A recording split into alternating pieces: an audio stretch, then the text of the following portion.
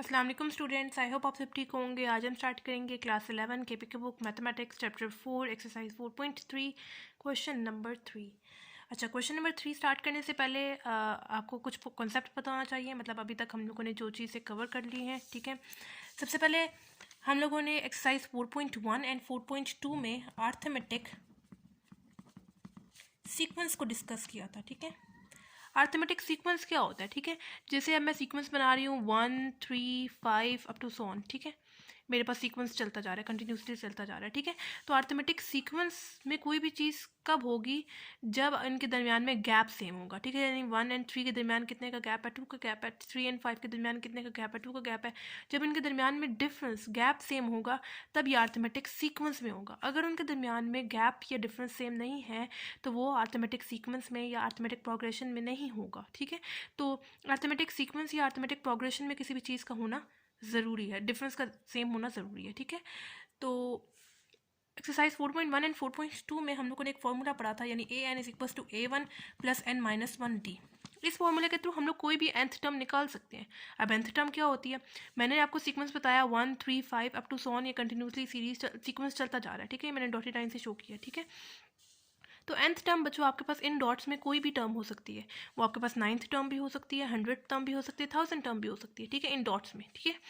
तो कोई भी nth टर्म निकालने के लिए एक फॉर्मूला है an is equal to A1 + n-1 d।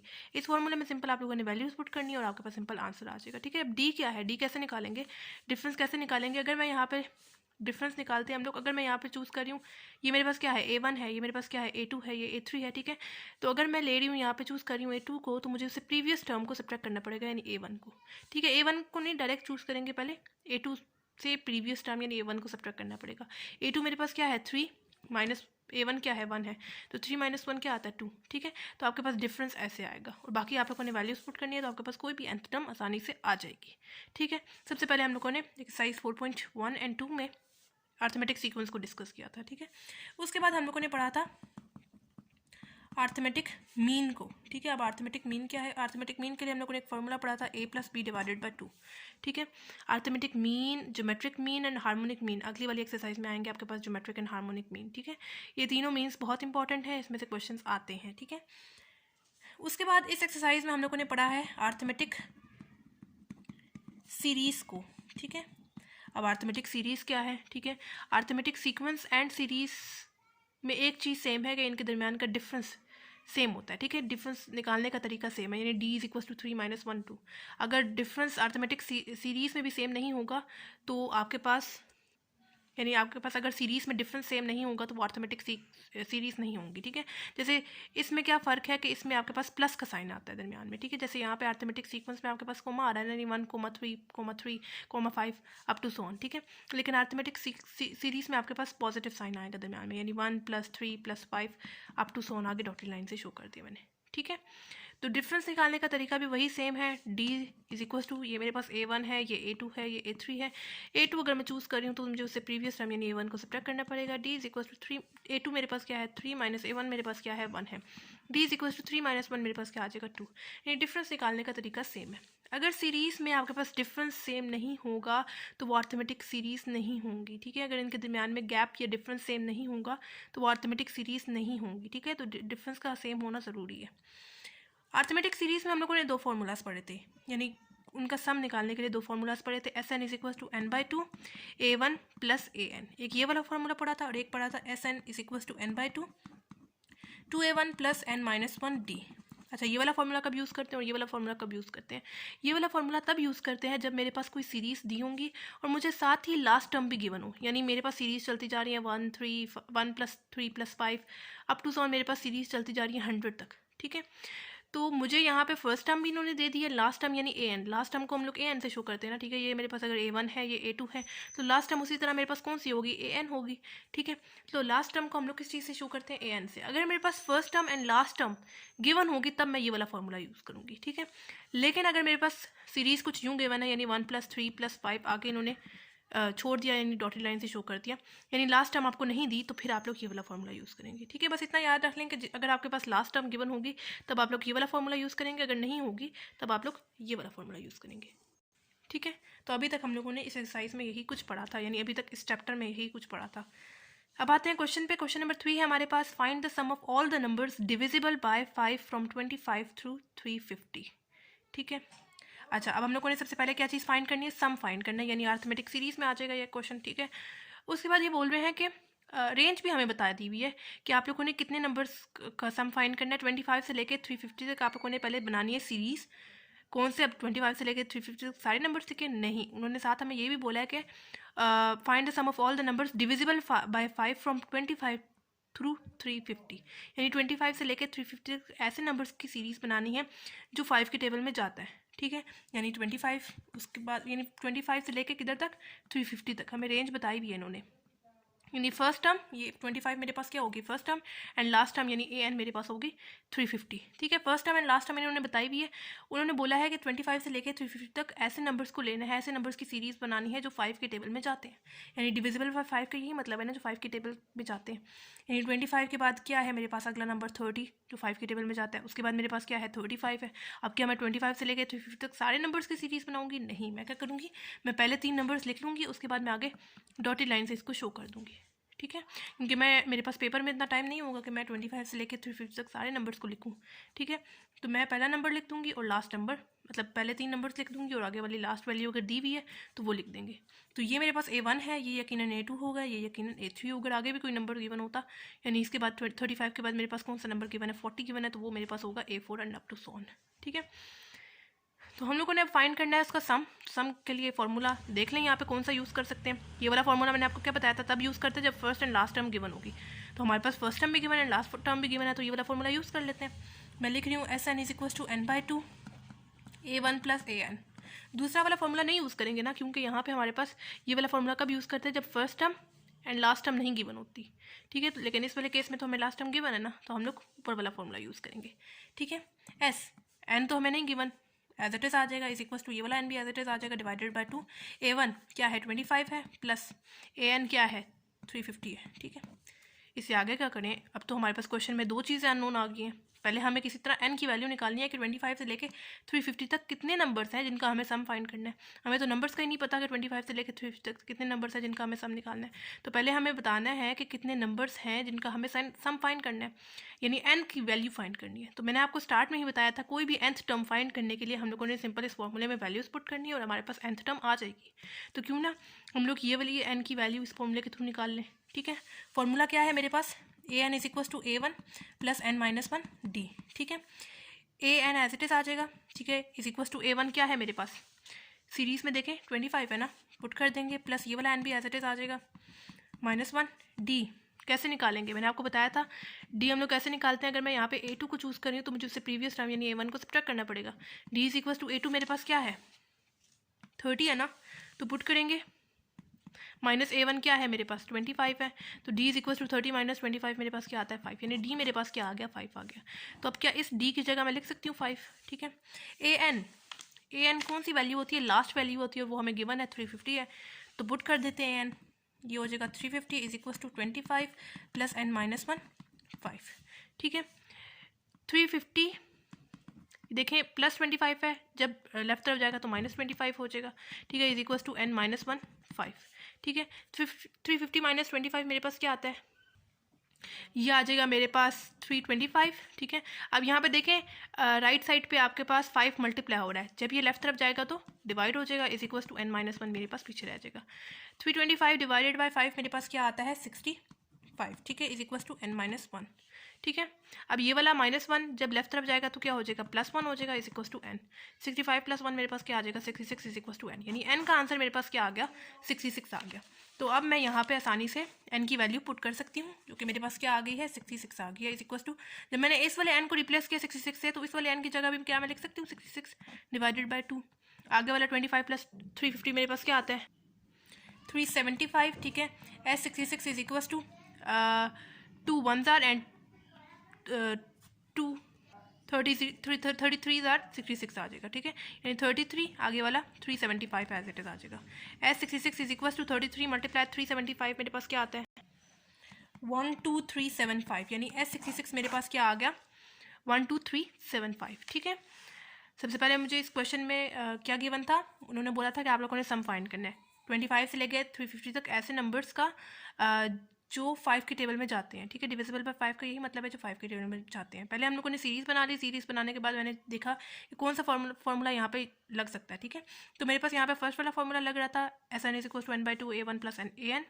जो मेरे पास वैल्यूज़ गिवन थी मैंने पुट की। यहाँ पे मेरे पास 2 चीज़ें अननोन आ गई। पहले मुझे किसी तरह n की वैल्यू निकालनी थी, क्योंकि उन्होंने बोला था sum of all numbers divisible by 5 between 25 and 350। 25 से लेकर 350 तक जितने नंबर्स हैं ना इनके दरमियान में, उनका सम फाइंड करना है। तो पहले मुझे नंबर पता होगा तभी मैं उनका सम निकाल सकती हूँ। तो उसके लिए मैंने क्या किया, मैंने ये वाला फॉर्मूला यूज़ किया अर्थमेटिक सीक्वेंस वाला, AN=A1 + n - 1D। इसमें वैल्यूज़, इस फॉर्मूले में वैल्यूज़ पुट की और मेरे पास n का आंसर क्या आ गया, 66 आ गया।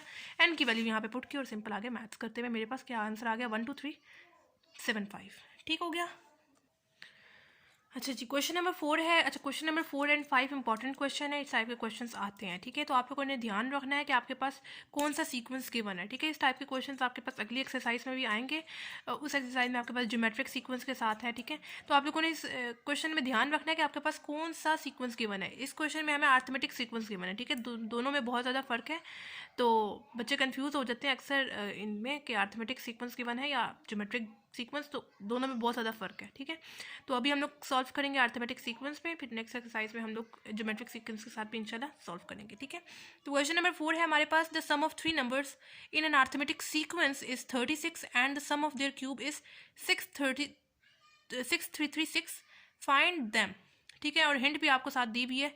Suppose the numbers are A-T, A and A+T। अच्छा, अब पेपर में कभी कभार आपको हिंट दे दी जाती है और कभी कभार आपको नहीं दी जाती, ठीक है। तो हम लोग समझेंगे दोनों तरह के। अगर आपको हिंट ना दी जाए तब आप लोग क्या करेंगे, अगर आपको हिंट दी जाए तब आप क्या करेंगे, ठीक है। तो पहले आप लोग कॉन्सेप्ट ले लें, ठीक है। सबसे पहले आप लोगों ने देखना है कि आपके पास कौन सा नंबर गिवन है, ठीक है। जैसे इस क्वेश्चन में आपको कौन सा नंबर का सम निकालना है, द सम ऑफ 3 नंबर्स। कितने नंबर्स का सम, 3 नंबर्स का, ठीक है। तो आप लोगों ने पहले देख लेना है आपको कौन सा नंबर दिया हुआ है। जैसे क्वेश्चन नंबर 5 में आपको 4 नंबर दिए हुए, ठीक है। तो पहले आप लोगों ने देख लेना है कि आपको पास कौन से नंबर्स दिए हुए, कितना नंबर दिया हुआ है, ठीक है। तो आपको 3 नंबर दिया हुआ है, ठीक है। और आपको ये भी पता है कि 3 आपके पास कौन सा नंबर है, ऑड नंबर है। अब ऑड नंबर कौन से होते हैं, ऑड ऐसे नंबर्स होते हैं जो 2 की टेबल में नहीं जाते। जैसे 1, 3, 5, 7 ऐसे नंबर जो 2 की टेबल में नहीं जाते, ठीक है। और इवन नंबर कौन से होते हैं, इवन नंबर ऐसे नंबर्स होते हैं जो 2 के टेबल में जाते हैं, जैसे 2, 4, 6, 8, 10 अप टू सो ऑन, ठीक है। तो आप लोगों ने पहले देख लेना है कि आपके पास जो नंबर गिवन है वो ऑड है या इवन है, ठीक है। तो हम लोगों ने देख लिया हमारे पास 3 नंबर गिवन था और वो ऑड था, ठीक है। तो अब अर्थमेटिक सीक्वेंस को देखते हुए मैं इसको लिख रही हूँ A, इससे अगला नंबर मैं लिख रही हूँ A+D। अर्थमेटिक सीक्वेंस में हम लोग डिफरेंस को देखते हैं ना, ठीक है। तो आप लोगों ने ऐड करना है उसके डिफरेंस को +D। उस तरह अगर मैं इससे प्रीवियस नंबर लूँ तो मेरे पास होगा A-D, ठीक है। एग्जाम्पल देती हूँ, अगर मैं ले रही हूँ यहाँ पे 0 और मुझे उससे एक नंबर आगे लिखना है तो मैं लूँगी 1। अगर मुझे उससे एक नंबर पीछे लेना है तो मैं लिखूँगी -1। एक नंबर मुझे 2 नंबर मुझे आगे लेने हैं 0 से तो मैं लिखूँगी 2। 2 नंबर पीछे मुझे 0 से लेना है तो मैं लिखूँगी -2। उसी तरह मैं अगर यहाँ पे लिख रही हूँ 3 तो मुझे लेफ्ट तरफ लिखना पड़ेगा -3, ठीक है। तो मैंने उसी को देखते हुए, नहीं अर्थमेटिक सीक्वेंस था ना, तो उसको ही देखते हुए सबसे पहले मैंने लिखा A, उससे एक नंबर आगे मैंने लिखा A+D, ऐड किया डिफरेंस को, उससे मैंने पीछे लिखा लेफ्ट तरफ लिखा A-D, यानी सब्ट्रैक्ट किया डिफरेंस को। उसी तरह अगर मेरे पास होते 5 नंबर गिवन, 5 ऑड नंबर, ठीक है। इस क्वेश्चन में मुझे 3 की जगह 5 गिवन होता तो मुझे पता है ये ऑड नंबर है। ऑड नंबर देखते हुए मैंने लिख लिया सबसे पहले A, ठीक है। इससे एक नंबर आगे लिखना है यानी A+D, इसे एक नंबर पीछे लिखना है यानी A-D, ठीक है। इससे मतलब यह मेरे पास अभी 3 नंबर हुए, ठीक है। मुझे 5 नंबर बनाने हैं। एक नंबर और 2 नंबर और आगे लिख रही हूँ यानी A+2D और इधर लिख रही हूँ A-2D, ठीक है। तो डी ए आपके पास सेम रहेगा, आप लोगों ने डिफरेंस को चेंज करना है, यानी आपके पास यहाँ पे D है, उससे आगे 2D होगा। अगर मज़ीद आगे भी दिए जाते यानी 5 की जगह आपको दिए जाते 7, ठीक है। तो आपके पास होगा A+3D, उसी तरह A-3D। तो आपके पास टोटल नंबर बन रहे हैं यानी 1, 2, 3, 4, 5, 6, 7 नंबर्स बन रहे हैं ना, ठीक है। तो आप लोगों ने, आपके पास जब ऑड का केस आएगा तो आप लोगों ने ऐसे करना है, ठीक है। तो बिल्कुल हमारे पास हिंट वाली चीज़ बन गई ना, हिंट वाला बिल्कुल बन गया, जो 3 नंबर्स उन्होंने हमें हिंट में दी हुई है। अगर हमें पेपर में हिंट भी ना दी जाएगी तो हम लोग आसानी से इस ट्रिक के थ्रू निकाल सकते हैं, ठीक है। सबसे पहले आप लोगों ने नंबर देखना है कौन सा नंबर है, ऑड है या इवन है। अगर ऑड होगा तो सबसे पहले आप लोगों ने A लिखना है, उससे आगे एक नंबर आगे ऐड करना है उसका डिफरेंस को, उससे पीछे यानी लेफ्ट तरफ आप लोगों ने उसके डिफरेंस को सब्ट्रैक्ट कर देना है, ठीक है। तो ये था हमारे पास ऑड के केस के लिए, लेकिन इवन के केस में ये नहीं है, ठीक है। नेक्स्ट क्वेश्चन जो क्वेश्चन नंबर 5 है ना, वो इवन के साथ है, तो फिर हम लोग इवन के साथ उसमें उस क्वेश्चन में समझ लेंगे, ठीक है। तो अभी तक आई होप आप लोगों को ऑड के साथ समझ में आ गया होगा। अभी हम लोग क्वेश्चन सॉल्व करते हैं। अब वापस क्वेश्चन पे आते हैं। क्वेश्चन में इन्होंने बोला है the sum of three numbers हम लोगों ने निकाल लिया, ठीक है। Sum of three numbers in an arithmetic sequence is 36, यानी जो तीन नंबर्स हैं उनका सम आपके पास किस चीज़ के इक्वल है? 36 के इक्वल, ठीक है। सम क्या, यानी प्लस, सम का मतलब ऐड करना। तो फर्स्ट कंडीशन के अकॉर्डिंग पहले आप लोगों ने वर्ड्स में लिख देना है अकॉर्डिंग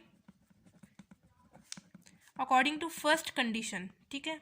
फर्स्ट कंडीशन के अकॉर्डिंग, क्योंकि हमें दो कंडीशन इस क्वेश्चन में दी हुई है, इस वजह से हम लोग लिखेंगे पहले according to first condition. First condition में हमें क्या दिया, बोला हुआ है कि सम ऑफ थ्री नंबर्स आप लोगों ने कौन से निकाले थे? ए निकाला था, ए प्लस डी निकाला था और एक ए माइनस डी निकाला था, ठीक है।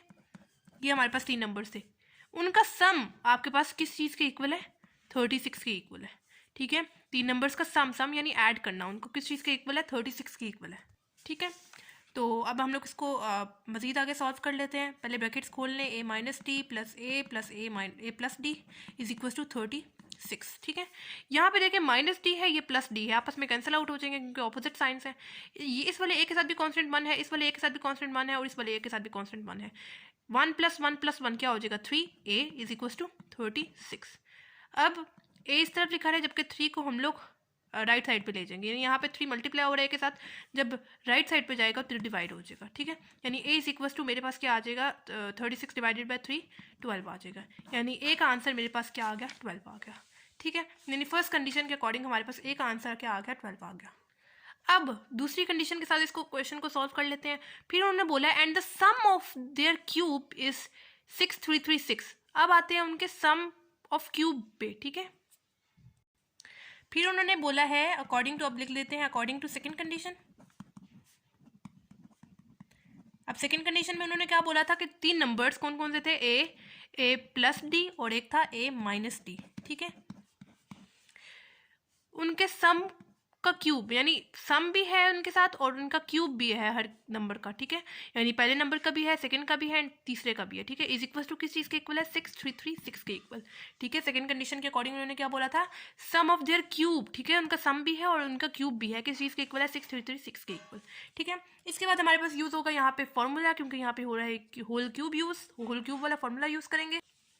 तो ये दो फार्मूलाज हैं होल क्यूब वाले, ठीक है। हम लोगों ने सिंपल यहाँ पे अप्लाई करने, यहाँ पे नेगेटिव के साथ एंड यहाँ पे पॉजिटिव के साथ, ठीक है। तो फार्मूला कुछ यूँ है, a minus b whole cube which is equal to a cube minus b cube minus 3a² b plus 3ab²।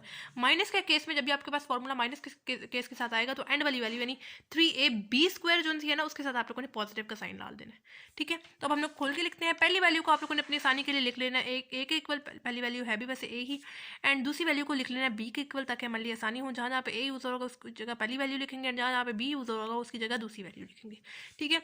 तो सबसे पहले मेरे पास क्या यूज़ हो रहा है? फर्स्ट वैल्यू का क्यूब, यानी फर्स्ट वैल्यू मेरे पास क्या है? ए है, उसका क्यूब, ठीक है, ठीक है। उसके बाद है मेरे पास माइनस सेकंड वैल्यू का क्यूब, सेकंड वैल्यू क्या है? डी, उसका क्यूब माइनस 3 कांस्टेंट है एज इट इज आएगा, ए यानी फर्स्ट वैल्यू का स्क्वायर, फर्स्ट वैल्यू मेरे पास क्या है?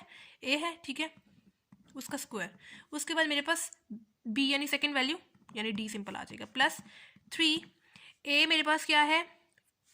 यानी फर्स्ट वैल्यू मेरे पास क्या है? ए है, एंड बी का स्क्वायर यानी सेकंड वैल्यू का स्क्वायर, सेकंड वैल्यू मेरे पास क्या है? डी, उसका स्क्वायर, ठीक हो गया।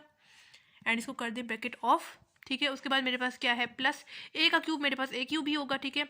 उसके बाद है मेरे पास प्लस, अब यहाँ पे भी मेरे पास होल क्यूब वाला फॉर्मूला यूज हो रहा है, a plus B whole cube which is equal to a cube plus b cube plus 3a² b plus 3ab², ठीक है।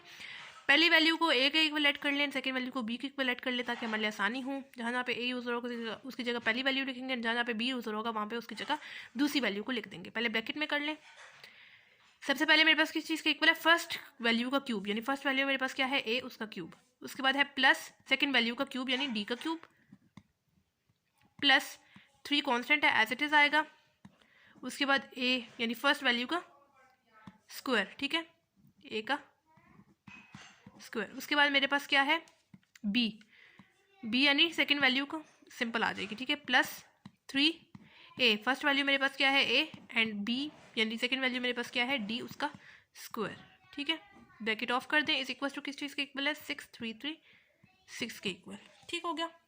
अब पहले हम लोग खोल लेते हैं ब्रैकेट्स ताकि हमारे लिए आसानी हो, जो चीज़ें कटिंग, जिन जिन चीज़ों की कटिंग हो रही है उनको काट देते हैं। ठीक है, ब्रैकेट खोल के रखते हैं, a cube minus d cube minus 3, ये हो जाएगा ए स्क्वायर डी, प्लस ये हो जाएगा 3 AD स्क्वायर, प्लस ये सिंपल हो जाएगा ए क्यूब, प्लस ये हो जाएगा a cube plus d cube, plus ये हो जाएगा 3A square D plus 3AD square हो जाएगा, इस इक्वल टू किस चीज़ के इक्वल है, 6336 के इक्वल है। ठीक है, अब यहाँ पे देख लें जिस चीज़ की कटिंग हो रही है, यहाँ पे देखें minus d cube and plus d cube आपस में कैंसिल आउट हो जाएंगे, ऑपोजिट साइंस थे। यहाँ पे देखें -3A square d and plus 3A square d, opposite sign है, कैंसिल आउट हो जाएंगे। पीछे मेरे पास सिंपल क्या रह जाएगा, a cube plus 3AD square plus a cube plus a cube plus 3AD square is equal to 6336।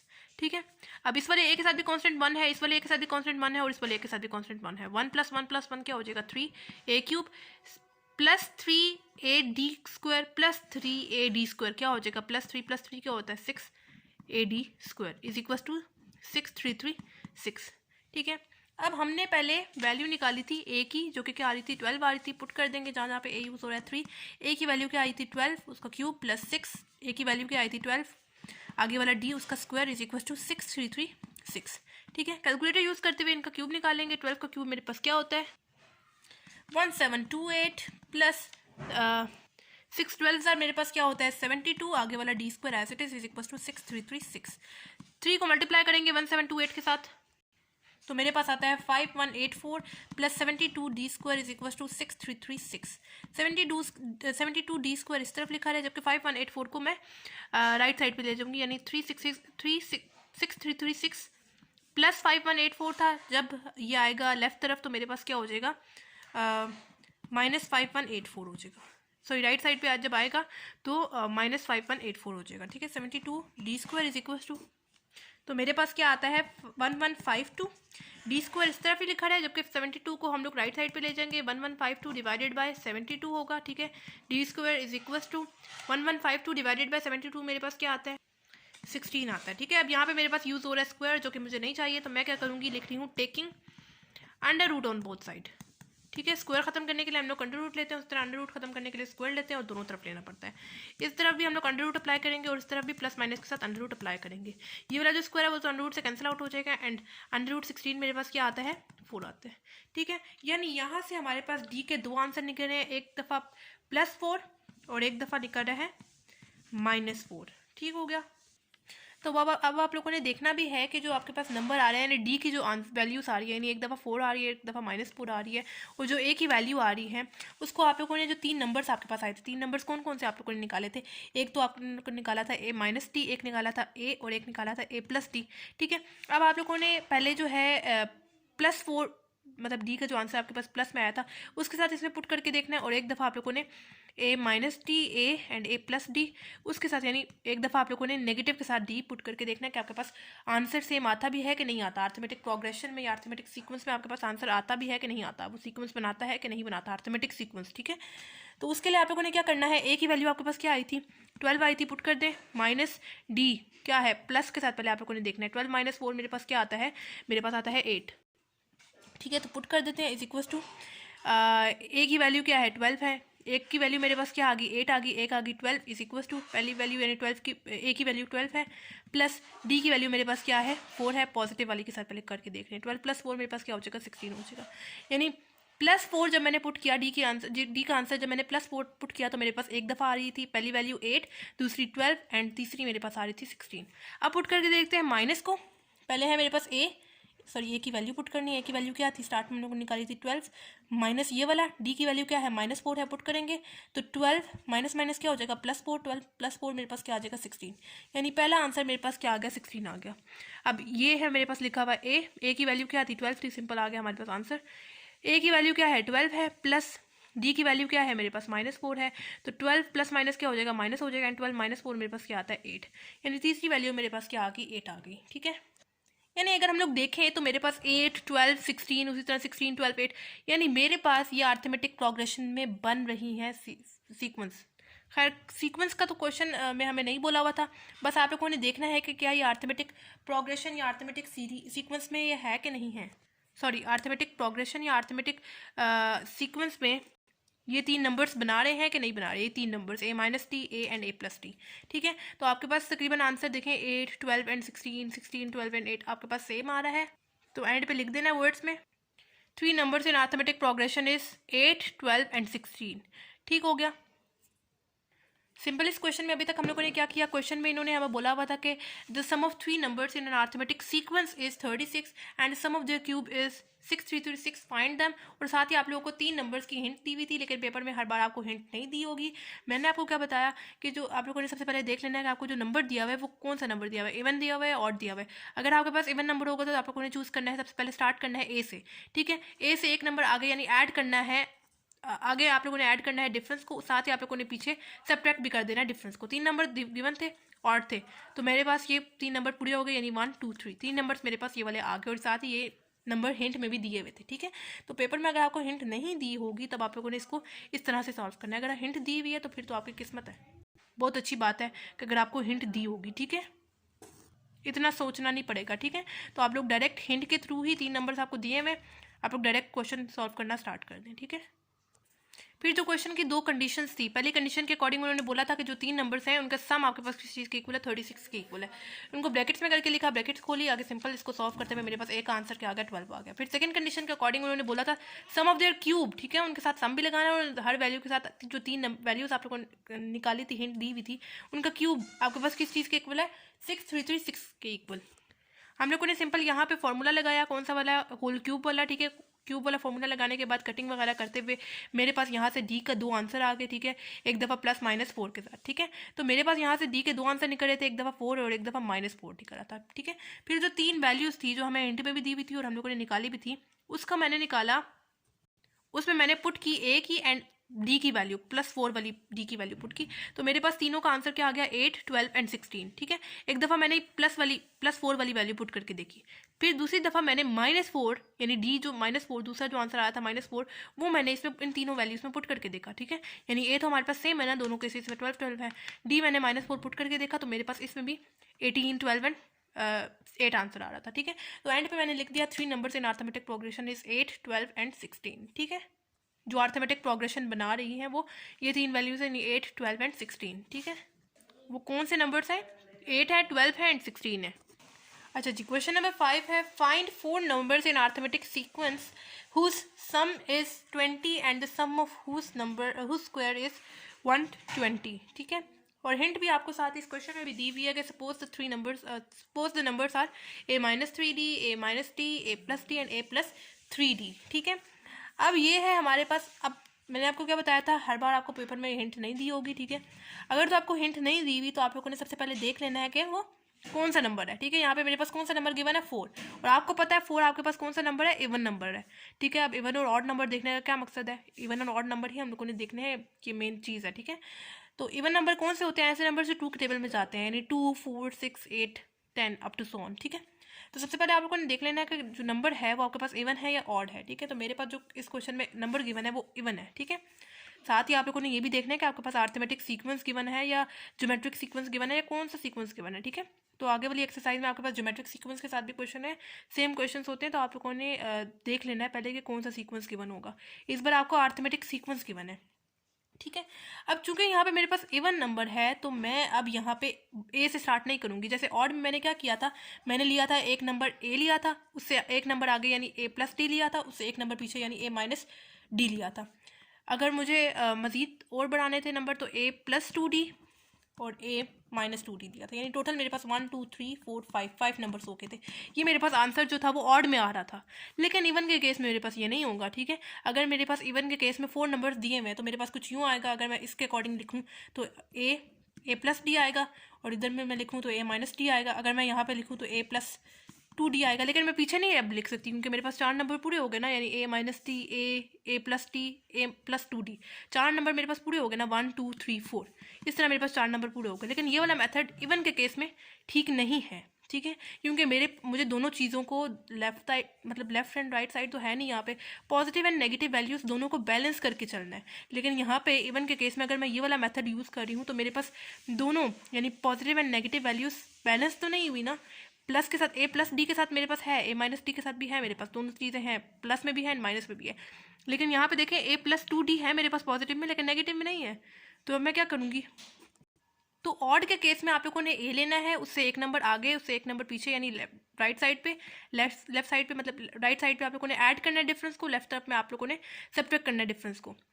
Right side पे आप लोगों ने 2 दफ़ा अगर एक दफ़ा लिख लिया A+D के साथ, आगे मजीद आपको जैसे 5 नंबर गिवन है तो A+2D करेंगे, ए एज इट इज आएगा आपके पास, डी को आप लोगों ने छेड़ना है। ठीक है, यानी इधर 1D था, इधर आप लोगों ने 2D कर दिया, पीछे आप लोगों ने 2 दफ़ा डी को सब्ट्रैक्ट कर देना, यानी A-2D होगा। जैसे मैंने आपको एग्जांपल दी थी, 0 है, उससे एक नंबर आगे 1 होगा, उससे एक नंबर पीछे -1 होगा, 2 नंबर आगे 2 होगा, 2 नंबर पीछे आपके पास -2 होगा। ठीक है, तो ऐसे ही ऑड के केस में था। लेकिन इवन के केस में आप लोग ये वाला मेथड नहीं यूज़ करेंगे। इवन के केस में आप लोग क्या करेंगे, आप लोग एक चीज़ स्किप करके लिखेंगे। यानी अगर आप लोग ए लिख रहे हैं तो आप लोग को ए, अगर आप लोग स्किप कर रहे हैं तो आप लोगों को लिखना पड़ेगा A+D।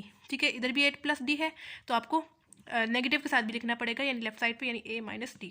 ठीक है, उससे नेक्स्ट नंबर A+2D आपको स्किप करना पड़ेगा, क्योंकि आप लोगों ने यहाँ पे ए को स्किप किया, उससे एक नंबर आगे आप लोगों को स्किप करना पड़ेगा, यानी A+2D को आपको स्किप करना पड़ेगा। 2D से आगे मेरे पास कौन सा नंबर है, A+3D, लेफ्ट तरफ भी आपको लिखना पड़ेगा A-3D। ठीक है, इवन के केस में आप लोगों ने एक एक नंबर स्किप करके लिखना है। ठीक है, लेकिन ऑड के केस में आप लोगों ने स्किप नहीं करना, आप लोगों ने लिखते जाना है।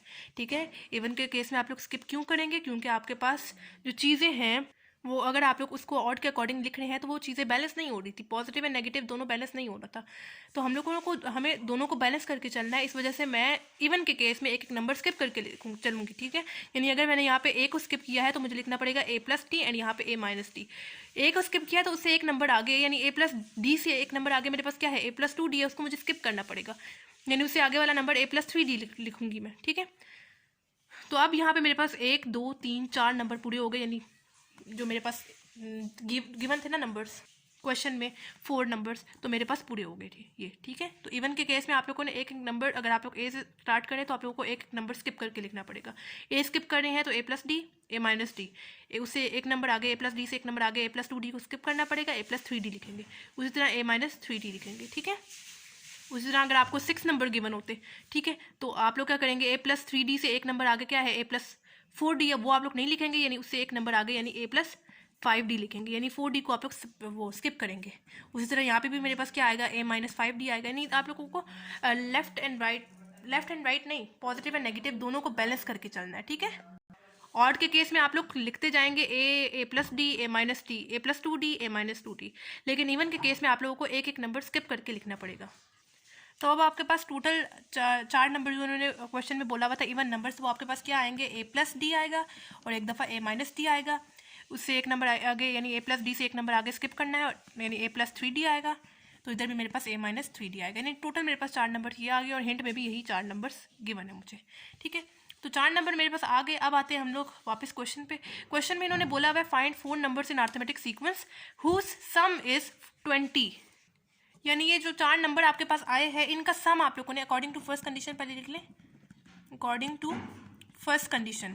ठीक है, फर्स्ट कंडीशन के अकॉर्डिंग उन्होंने क्या बोला है कि जो 4 नंबर्स आपके पास आए हैं उनका सम, यानी 4 नंबर्स पहले कौन कौन से हैं, A-3D A-D A+D और एक दफ़ा A+3D। ठीक है, यानी पहले हम लोगों ने 4 नंबर्स लिख दिए। ठीक है, उन्होंने बोला था 4 नंबर्स का सम, यानी सम आप लोगों ने उनको ऐड करना है, किस चीज़ के इक्वल है, क्वेश्चन में क्या गिवन था, 20 गिवन था, 20 के इक्वल है। ठीक है, पहले ब्रैकेट्स खोल लें, A-3D plus A-D plus A+D plus A+3D is equal to 20। ठीक है, अब जो नेगेटिव जिन की कटिंग हो रही है उनको कट कर दें। ठीक है, ये देखें -3D है +3D है, ऑपोजिट साइन है, कैंसिल आउट हो जाएंगे, -D है +D है, ऑपोजिट साइन है, कैंसिल आउट हो जाएंगे। ठीक है, पीछे आपका क्या पास क्या रह गया, A plus A is equal to 20। इसके साथ भी कॉन्स्टेंट मान है, इसके साथ भी कॉन्स्टेंट मान है, इसके साथ भी कॉन्स्टेंट मान है और इसके साथ भी कॉन्स्टेंट मान है। 1 + 1 + 1 + 1 क्या हो जाएगा, 4A इज इक्वल टू 20। ए इस तरफ लिखा है, जबकि 4 मेरे पास राइट साइड पे चला जाएगा, 20 इधर पहले से है, इधर 4 मल्टीप्लाई हो रहा था, जब राइट साइड पे जाएगा तो डिवाइड हो जाएगा। A is equal to 20 divide by 4 मेरे पास क्या आता है 5, यानी ए का आंसर मेरे पास क्या आ गया 5 आ गया। ठीक हो गया। ठीक है, ये हमारे पास फर्स्ट कंडीशन के अकॉर्डिंग था। अब आते हैं वापस क्वेश्चन पे। अब उन्होंने बोला है सेकंड कंडीशन के according and the sum of whose square is 120। ठीक है, अब आते हैं हम लोग सेकंड कंडीशन पे अकॉर्डिंग टू सेकंड कंडीशन। ठीक है, अब सेकंड कंडीशन हमें क्या कहती है कि जो चार नंबर्स हैं कौन कौन से, एक था a प्लस डी था, a माइनस डी था, a प्लस 3d था, a माइनस 3d था। ठीक है, उनका सम भी है उनके साथ और उनका स्क्वायर भी, हर टर्म का स्क्वायर भी आपके पास किस चीज़ के इक्वल है, 120 के इक्वल है। ठीक है, यही बोला है ना इन्होंने कि and the sum of who square, sum भी है, ठीक है, एंड स्क्वायर भी है, इज 120। ठीक है, तो सम भी लगा दिया, ऐड भी कर दिया और उनका स्क्वायर भी लगा दिया। ठीक है, अब यहाँ पे हम लोग यूज़ करेंगे स्क्वायर वाला फॉर्मूला, होल स्क्वायर वाला। ठीक है, यानी a plus B whole square which is equal to a square plus B square plus 2ab। ठीक है, तो अब यहाँ पे मेरे पास माइनस के साथ गिवन है, इस वजह से मैं ये वाला यूज़ करूँगी। ठीक है, तो सबसे पहले मेरे पास किस चीज़ के इक्वल है, पहले वैल्यू को आप लोग a लेट कर ले, सेकंड वैल्यू को b लेट कर ले ताकि आसानी हो। सबसे पहले मेरे पास किस चीज़ के इक्वल है, वो फर्स्ट वैल्यू का स्क्वायर यानी a का स्क्वायर। ठीक है, उसके बाद मेरे पास है प्लस b का स्क्वायर यानी सेकंड वैल्यू का स्क्वायर। सेकंड वैल्यू मेरे पास क्या है, 3d उसका स्क्वायर। ठीक है, उसके बाद है -2 कांस्टेंट है, एज इट इज आएगा। a वाली वैल्यू यानी फर्स्ट वैल्यू a है, b वाली वैल्यू यानी सेकंड वैल्यू मेरे पास क्या है, 3d पुट कर देंगे। ठीक है, ब्रैकेट में कर देंगे, नेक्स्ट स्टेप पे हम लोग ब्रैकेट खोल देंगे। ठीक है, आगे है a माइनस डी, इस पे हम लोगों ने खोलना है फॉर्मूला। ठीक है, पहली वैल्यू को a लेट कर लें, पहली वैल्यू है भी वैसे a, एंड दूसरी वैल्यू को लेट कर लें b ताकि आसानी हो हमारे लिए, कोई मिस्टेक ना हो जाए। सबसे पहले किस चीज़ के इक्वल है, पहली वैल्यू को स्क्वायर यानी a का स्क्वायर प्लस दूसरी वैल्यू को स्क्वायर यानी d का स्क्वायर, माइनस के साथ है इस वजह से माइनस के साथ लिखेंगे, -2 कांस्टेंट है एज इट इज आएगा, a वाली वैल्यू यानी a, b वाली वैल्यू यानी d। ठीक है, ब्रैकेट ऑफ कर दें। उसके बाद है प्लस, यहाँ पे भी मेरे पास फॉर्मूला लगेगा लेकिन इस पर प्लस वाला लगेगा। ठीक है, पहली वैल्यू को a के इक्वल लेट कर लें, सेकंड वैल्यू को b के इक्वल लेट कर लें, फिर जहाँ पे a यूज़ हो रहा है उसकी जगह पहली वैल्यू, एंड जहाँ पे b यूज़ हो रहा है उसकी जगह सेकंड वैल्यू लिख देंगे। सबसे पहले किस चीज़ का इक्वल है, a का स्क्वायर यानी फर्स्ट वैल्यू का स्क्वायर यानी a का स्क्वायर प्लस b का स्क्वायर यानी सेकंड वैल्यू का स्क्वायर यानी d का स्क्वायर प्लस 2 कॉन्स्टेंट, उसके बाद a वाली वैल्यू यानी a, b वाली वैल्यू यानी d पुट कर दी। ठीक है, प्लस मैं यहाँ पे नीचे लिख रही हूँ, आगे है मेरे पास, इसमें भी फॉर्मूला लगेगा, पहली वैल्यू को a के इक्वल लेट कर लें, सेकंड वैल्यू को b के इक्वल लेट कर लें ताकि आसानी हो, जहाँ पे a यूज़ हो रहा है उसकी जगह पहली वैल्यू और जहाँ पे b यूज़ हो रहा है उसकी जगह दूसरी वैल्यू को लिख देंगे। ठीक है, किस चीज़ का इक्वल है, a का स्क्वायर, सबसे पहले a का स्क्वायर प्लस b यानी दूसरी वैल्यू का स्क्वायर 3d का स्क्वायर। ठीक है, उसके बाद प्लस 2 कॉन्स्टेंट है एज इट इज आएगा, a वाली वैल्यू कौन सी है, a है, एंड b वाली वैल्यू क्या है, 3d है। ठीक है, इज इक्वल टू किस चीज़ का इक्वल है, 120 के इक्वल है।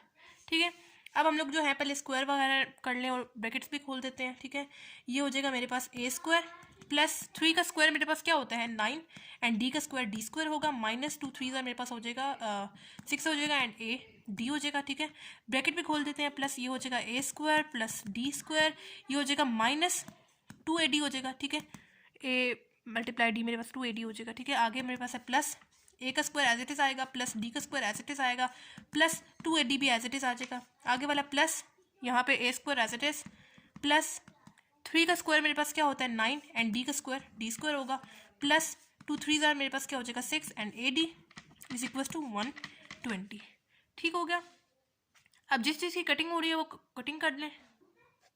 ये देखें -6ad प्लस 6ad आपस में कैंसिल आउट हो जाएंगे क्योंकि सेम नंबर्स हैं और जो साइंस हैं वो डिफरेंट हैं। ठीक है, उसके बाद देखें -2ad प्लस 2ad आपस में कैंसिल आउट हो जाएंगे। ठीक है, इसके आगे मजीद कटिंग नहीं हो रही। अब जो चीज़ें रह गई हैं वो लिख दें। अब इस वाले a के साथ कांस्टेंट क्या है, a स्क्वायर के साथ कांस्टेंट क्या है 1 है, इस वाले a स्क्वायर के साथ भी कांस्टेंट क्या है 1 है, इस वाले a स्क्वायर के साथ भी कांस्टेंट क्या है 1 है, और इस वाले a स्क्वायर के साथ भी कांस्टेंट क्या है 1 है। तो 1 + 1 + 1 + 1 मेरे पास क्या हो जाएगा 4a स्क्वायर। ठीक है, आगे मेरे पास क्या रह गया plus 9d square plus d square plus d square plus 9d square. ठीक है, इज इक्वल टू 120 रह गया सिंपल। ठीक है, तो 4a स्क्वायर, ये d वाली टर्म्स को अब ऐड कर लेते हैं। इस वाले d के साथ भी कांस्टेंट क्या है 1 है, और इस वाले d के साथ भी कांस्टेंट क्या है 1 + 1 क्या हो जाएगा 2, एंड 9 + 2 + 9 मेरे पास क्या हो जाएगा 9 + 9 18, एंड +2 मेरे पास क्या हो जाएगा 20d स्क्वायर। ठीक है, इज इक्वल टू 120। ठीक है, a की वैल्यू अभी आप लोगों ने ऊपर निकाली थी, पुट कर दें। a की वैल्यू पुट करेंगे 5 ऊपर square plus 20d square is equal to 120। ठीक है, 5 का स्क्वायर मेरे पास क्या होता है 25। ठीक है, is equal plus 20d square is equal to 120। 4 multiply 25 मेरे पास क्या आता है 100 plus 20 D square is equal to 120। ठीक हो गया। अब इस वाले 100 को हम लोग राइट साइड पे ले जाते हैं। यहाँ पे मेरे पास सिंपल रह जाएगा 20 D square is equal to 120 plus 100 है, जब राइट साइड पे जाएगा तो माइनस 100 हो जाएगा। 20 D square is equal to 120 minus 100 क्या होता है 20। ठीक है, D square is equal to 20, यहाँ पे जो 20 मल्टीप्लाई हो रहा है जब राइट साइड पे जाएगा तो डिवाइड हो जाएगा। D square is equal to 20 आपस में कैंसिल आउट होकर मेरे पास आ जाएगा 1। ठीक है, अब ये वाला मुझे स्क्वायर भी नहीं चाहिए। स्क्वायर खत्म करने के लिए हम लोग क्या करते हैं taking under root on both side लिखते हैं। ठीक है, स्क्वायर खत्म करने के लिए अंडर रूट लेते हैं, उस तरह अंडर रूट खत्म करने के लिए स्क्वायर लेते हैं और दोनों तरफ लेना पड़ता है। ठीक है, इस तरफ भी हम लोग अंडर रूट लेंगे, उस तरह यहाँ पे भी प्लस माइनस के साथ अंडर रूट अप्लाई करेंगे। ये वाला जो स्क्वायर है वो तो अंडर रूट से कैंसिल आउट हो जाएगा, जबकि यहाँ पे मेरे पास क्या आ जाएगा प्लस माइनस अंडर रूट 1 मेरे पास क्या होता है 1। यहाँ से मेरे पास डी के दो आंसर आए, एक दफ़ा डी इज इक्वल टू 1 और एक दफ़ा मेरे पास आया डी इज इक्वल टू -1। ठीक है, अब जो हमारे पास 4 वैल्यूज आई थी ना, जो स्टार्ट में हिंट में भी दी हुई थी और हम लोगों ने निकाली भी थी, कौन कौन सी थी? एक थी ए minus d, a plus D, ए, पहले सीक्वेंस के साथ लिखते हैं ना। ठीक है, सीक्वेंस के साथ थी मेरे पास ए minus 3D, a minus d, a plus D और ए प्लस 3D। ठीक है, ऐसे ही थी ना। ठीक है, तो अब हम लोगों ने यहाँ पे पहले मैं प्लस के साथ करके देखती हूँ, डी जब डी पॉजिटिव है। ठीक है, इस तरफ प्लस के साथ देखूंगी, इस तरफ नेगेटिव के साथ देखूंगी। 5 ए का आंसर क्या आया था 5 माइनस 3, डी का आंसर क्या है 1 है, तो 5 माइनस 3 मल्टीप्लाई 1 मेरे पास 3 हो जाएगा। 5 माइनस 3 मेरे पास क्या हो जाएगा 2 हो जाएगा। ठीक है, यानी मेरे पास इसका आंसर क्या आ गया 2 आ गया। इज इक्वल टू 5 का आंसर क्या है, ए का आंसर क्या है 5 माइनस डी का आंसर मेरे पास क्या है 1 है, तो 5 माइनस 1 मेरे पास क्या हो जाएगा 4 हो जाएगा। ठीक है, इज इक्वल टू ए का आंसर क्या है 5 प्लस डी का आंसर क्या है 1 है, तो 5 प्लस 1 मेरे पास क्या हो जाएगा 6 हो जाएगा। ठीक है, ए का आंसर क्या है 5 प्लस 3, डी का आंसर मेरे पास क्या है 1 है, तो 5 प्लस 3 1 जार 3 हो जाएगा। 5 प्लस 3 मेरे पास क्या है, क्या आता है 8 आता है। ठीक है, यानी मेरे पास जो इधर का बनी है वैल्यूज़, यानी 2 4 6 8 बनी है, यानी जो 4 वैल्यूज़ है ना, ये जो सी a minus 3D, a minus d, a plus d and a plus 3D, इनकी क्या वैल्यूज़ है 2 4 6 8 है। ठीक है, ये पॉजिटिव, जब डी पॉजिटिव था तब के लिए। अब जब डी नेगेटिव है उसके लिए पुट करके देखते हैं, यानी ए माइनस 3D 4 वैल्यूज़ हैं, ए minus 3D, A plus D, A minus d, a plus D, a plus 3D। ठीक है, पुट करते हैं। ए की वैल्यू क्या है 5 है, ए की वैल्यू 5, ए की वैल्यू 5, ए की वैल्यू 5। -3 डी की वैल्यू क्या है, इस दफ़ा नेगेटिव के साथ है। ठीक है, यानी ये हो जाएगा 5 माइनस माइनस क्या हो जाएगा +3। 5 प्लस 3 मेरे पास क्या आता है 8। उसी तरह माइनस डी की वैल्यू क्या है -1 है, 5 माइनस माइनस क्या हो जाएगा +1। 5 प्लस 1 मेरे पास क्या आता है 6। ठीक है, उसके बाद मेरे पास क्या है प्लस डी की वैल्यू क्या है -1 है, तो 5 प्लस माइनस क्या हो जाएगा -1। ठीक है, 5 माइनस 1 मेरे पास क्या आता है 4। उसके बाद क्या है 5 प्लस 3, डी की वैल्यू क्या है -1 है, तो 5 प्लस माइनस क्या हो जाएगा -3। 5 माइनस 3 मेरे पास क्या आता है 2। यानी मेरे पास यहाँ पे मेरे पास 2 4 6 8 आई है, यहाँ पे 6 8 6 4 2 आई है। तो मेरे पास क्या बनी है 2 4 6 8 और एक दफ़ा बनी है 8 6 4 2।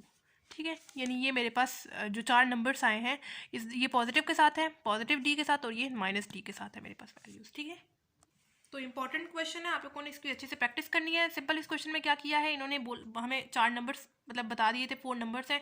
हिंट कभी कभार आपको पेपर में दी होती है, कभी कभार नहीं दी होती, तो हम लोगों ने यहाँ से कॉन्सेप्ट लिया कि कैसे हम लोग खुद से 4 नंबर्स बना सकते हैं। ठीक है, सबसे पहले आप लोगों ने देख लेना आपके पास कितने नंबर्स गिवन है, कौन से नंबर गिवन है। 4 नंबर गिवन था, इवन नंबर है। इवन नंबर के लिए मैंने आपको बताया कि आप लोग एक नंबर स्किप करके देखते हैं, यानी अगर आप लोग एक को स्किप कर रहे हैं तो उससे नेक्स्ट एक नंबर आगे, यानी ए प्लस 2D को भी आप लोग स्किप करेंगे। ठीक है, यानी आप लोगों ने एक नंबर छोड़ के लिखना है, यानी ए प्लस डी लिख रहे हैं, उसके बाद ए प्लस 3D लिखेंगे, उसके बाद ए प्लस 5D लिखेंगे, उस तरह नेगेटिव के साथ भी आप लोग साथ साथ लिखते जाएंगे। ठीक है, तो 4 नंबर लेने थे, 4 नंबर मेरे पास ये आ रहे थे। ठीक है, अकॉर्डिंग टू फर्स्ट कंडीशन सम उनका किस चीज़ के इक्वल है, सम ऑफ 4 नंबर्स किस चीज़ के इक्वल है 20 के इक्वल है, कर लिया, मेरे पास ए की वैल्यू आ गई 5। ठीक है, फिर सेकंड कंडीशन के अकॉर्डिंग सम भी है और साथ स्क्वायर भी है, किस चीज़ के इक्वल है 120 के इक्वल है। फॉर्मूला लगाया, फॉर्मूला लगाने के बाद मैंने यहाँ पे कटिंग वगैरह की, कटिंग वगैरह करने के बाद सिंपल आगे मैंने यहाँ पे कैलकुलेशन की। यहाँ पे कैलकुलेशन करने के बाद मेरे पास डी का आंसर क्या आ गया, 2 वैल्यूज आ रही थी। ठीक है, +-1 आ रही थी, एक दफ़ा पॉजिटिव में एक दफ़ा नेगेटिव में। ठीक है, तो मैंने दोनों के साथ करके देखा, यानी जो 4 वैल्यूज़ थी, जो 4 नंबर्स थे, उनमें मैंने पॉजिटिव के साथ भी एक दफ़ा डी की वैल्यू पुट करके देखी और एक दफ़ा नेगेटिव के साथ भी पुट करके देखी। ए तो सेम है ना, दोनों केसेस में 5 5 आएगा। ठीक है, तो इस दोनों केसेस में मेरे पास ये जो 4 नंबर है उनका आंसर क्या आ रहा था, पॉजिटिव के साथ 2 4 6 8 और नेगेटिव के साथ मेरे पास क्या आ रहा था 8 6 4 2 आ रहा था। ठीक है, तो मैंने लिख दी यहाँ पे दोनों की जो दोनों नंबर्स आ रहे थे, ठीक है। एंड पॉजिटिव के साथ भी, पॉजिटिव डी के साथ भी और नेगेटिव डी के साथ भी 4 नंबर्स जो आ रहे थे। ठीक हो गया। आई होप आप लोगों को सही से समझ आ गई होगी। अगर कोई भी क्वेश्चन हो किसी भी क्वेश्चन से रिलेटेड तो आप लोग मुझसे कमेंट बॉक्स में पूछ सकते हैं। इसके अलावा आप लोगों ने मुझे ये भी बताना है कि आपको मेरी वीडियोस कैसी लग रही हैं, क्या हेल्पफुल है या नहीं है। और आपने मेरे चैनल को सब्सक्राइब भी करना है ताकि मेरी सारी वीडियोस आपकी तरफ टाइमली पहुंच जाएँ। और अपने फ्रेंड्स वगैरह के साथ भी शेयर करें ताकि उनका भी फ़ायदा हो जाए। तो मिलते हैं नेक्स्ट वीडियो में, तब तक के लिए अल्लाह हाफिज़।